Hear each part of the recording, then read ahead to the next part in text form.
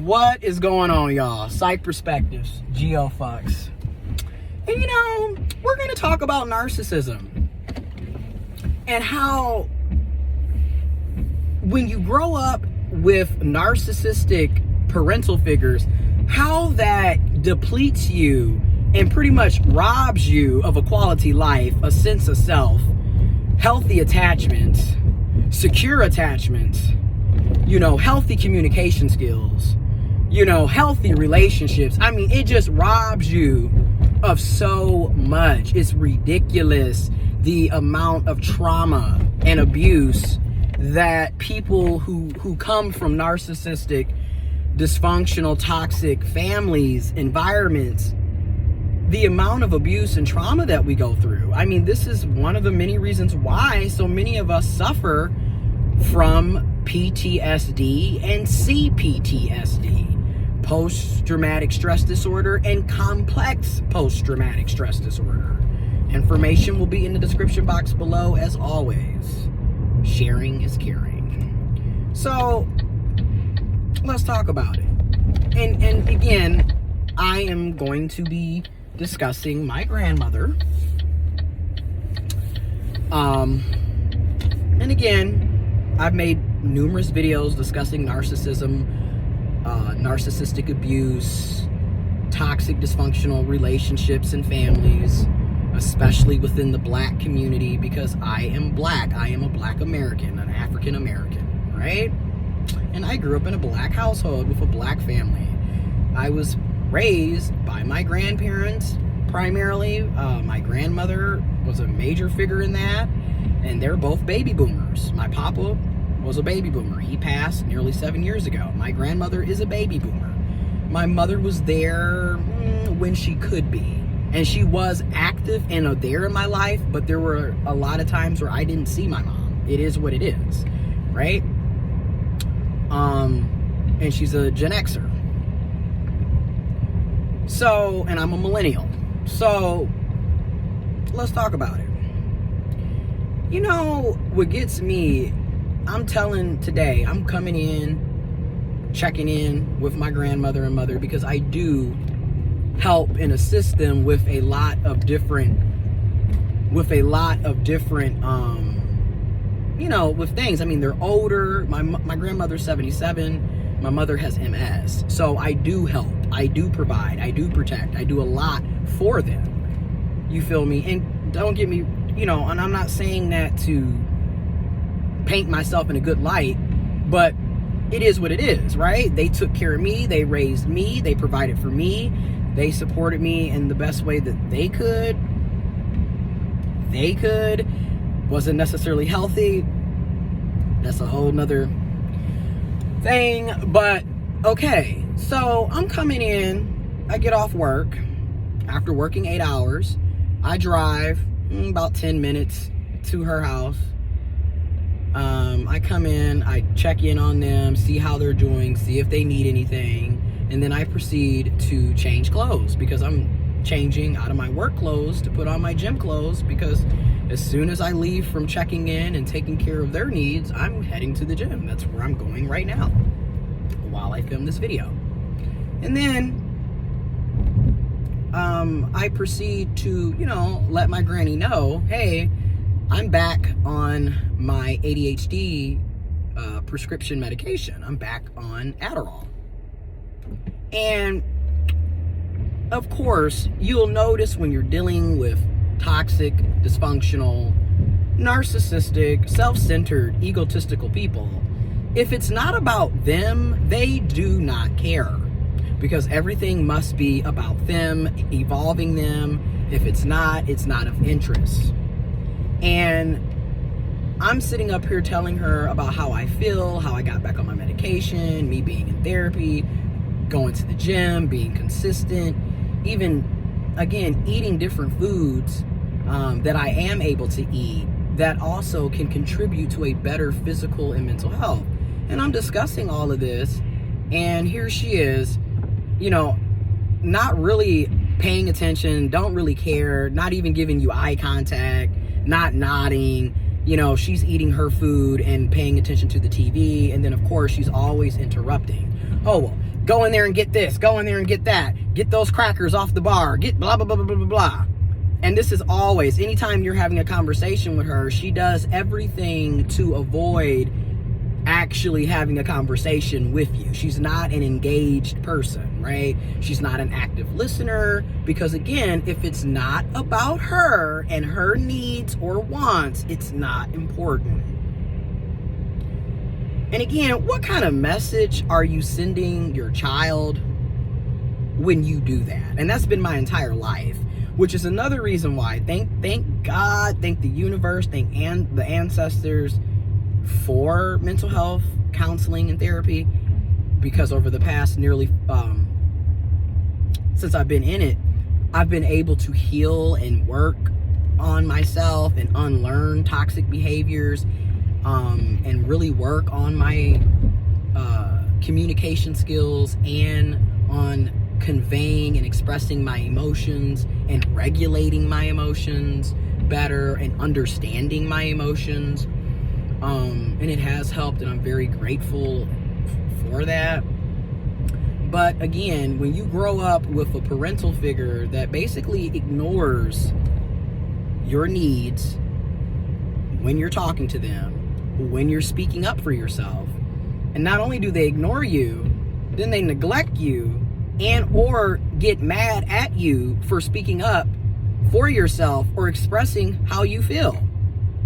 When you grow up with that, you're going to quickly learn that communication isn't really useful, and your emotions don't matter, your feelings don't matter.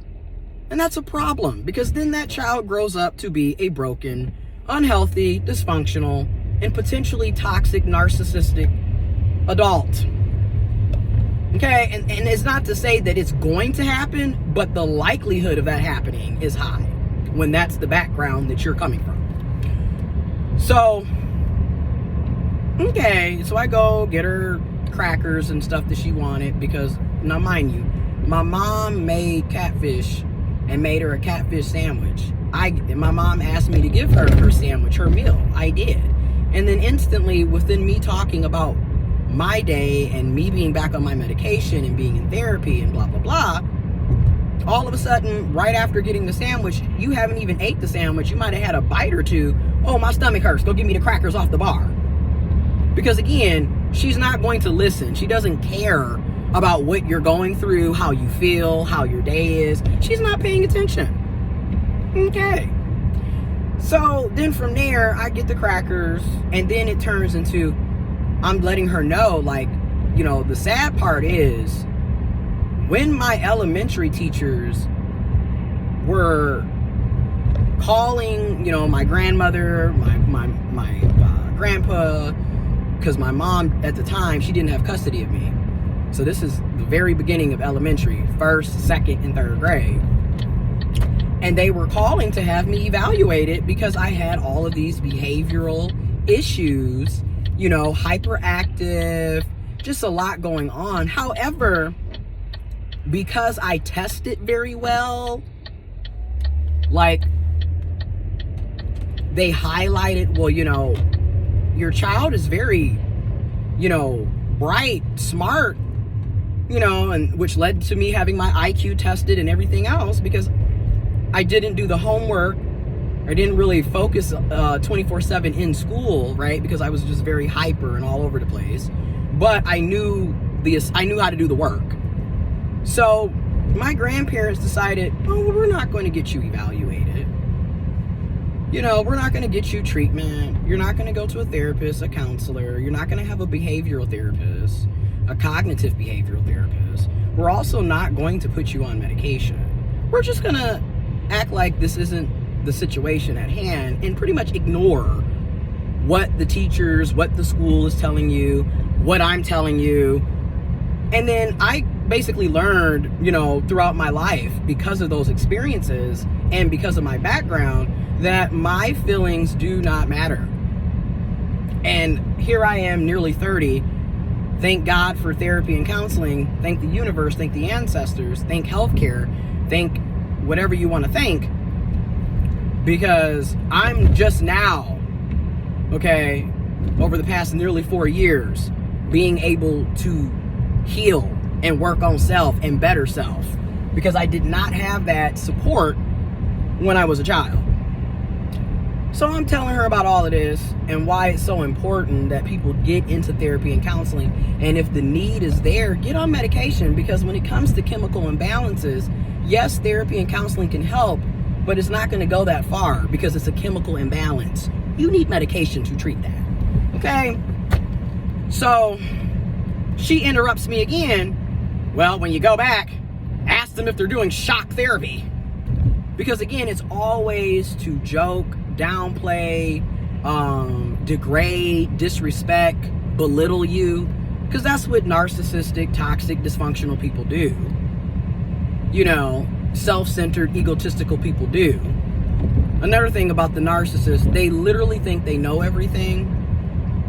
You know, they are the expert in every single situation, every single field. They know it all. So I was like, you know, before counseling and therapy, before I understood narcissistic personality disorder, narcissistic abuse, emotionally abusive people, emotionally manipulative people, before I got into therapy and counseling, before I learned how to regulate my emotions, how to convey my emotions, how to express myself in a healthy manner, if this was 4+ years ago, I would have reacted totally different. But this time, I was like, you know what? I'm going to stop talking. I'm not about to let you ruin my day. And I just straight up told her, you know, moving forward, I'm not going to be talking to you about anything related to my health because you do not care. And I quickly went on and left. And again, you really have to learn how to gray rock, stonewall, and or go no contact, and or go hybrid no contact when dealing with toxic, dysfunctional people. Rather they're a narcissist or not. When you're dealing with these types of people, you really have to learn how to gray rock, stonewall, go no contact, or hybrid no contact. Because it's all about getting a reaction out of you. And it could be a bad reaction, good reaction. It doesn't matter. It's a reaction. It's a source of supply for the toxic, dysfunctional, and or narcissistic person. They get off on that. Whether it's good or bad, they get off on it. It's supply. It's an energy source. And you got to ask yourself, how miserable do you have to be to spend your entire life going out of your way to make the people that are in your lives a living hell? You're always degrading people, belittling, trash talking, making fun of, disrespecting. You're self-centered. Everything has to be about you and what you like and what you need and what you want. You lack empathy for people in your own family and other human beings. And it's a direct reflection of how you think about yourself, because a lot of this, when you're dealing with toxic people, is a projection. They're projecting on what they feel about themselves the vast majority of the time. And this is also the same person. I love her, but it is what it is. This is the same person who is always denying her own mental health issues while telling everybody else that we are all crazy and we're the ones with the mental illness. And, you know, she can always talk about what everybody else has, but she can't never address her own mental health and physical health problems. Your typical narcissistic person. I'm just going to keep it real. And granted, she has not received a diagnosis of NPD. I am not a mental health professional.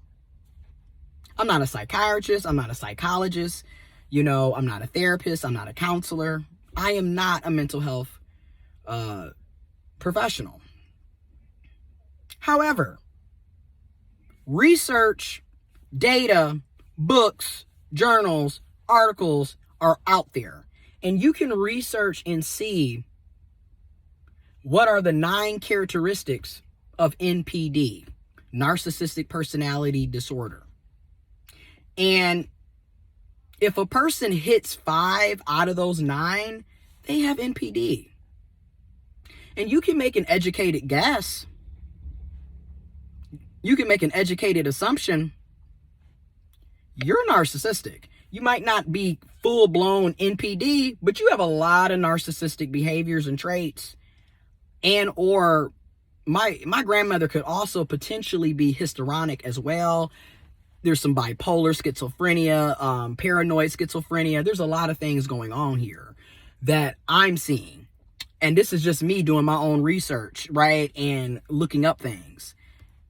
Will she ever get diagnosed? Will she ever go to a therapist? Will she ever go to a doctor? Who knows? More than likely not, because she's in denial and refuses to do it.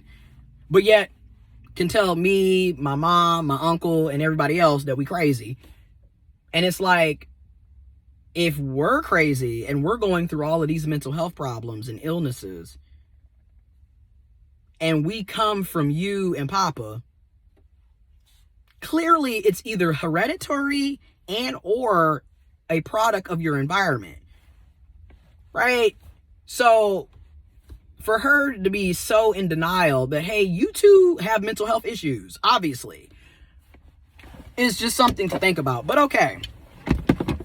And again, you'll notice narcissistic guardians, they do not take care of their children in a healthy manner at all. Again, your needs will be neglected and downplayed or completely ignored. Okay? They won't get you the assistance that you need. You know, I needed to be in therapy and counseling when I was 6. And I definitely needed to be in therapy and counseling when I was 8, when I was being molested by the next door neighbor for an entire year. And then I told you, going into my 4th grade year, I was still 8, about to turn 9. And did I go to therapy and counseling for that? Were there any police charges, court dates? Nothing. And again, this is what happens when you have narcissistic, dysfunctional, toxic, self-centered, egotistical people, parents, guardians, families, environments. And I just wanted to make a video because it's like, are you kidding me? This is how we...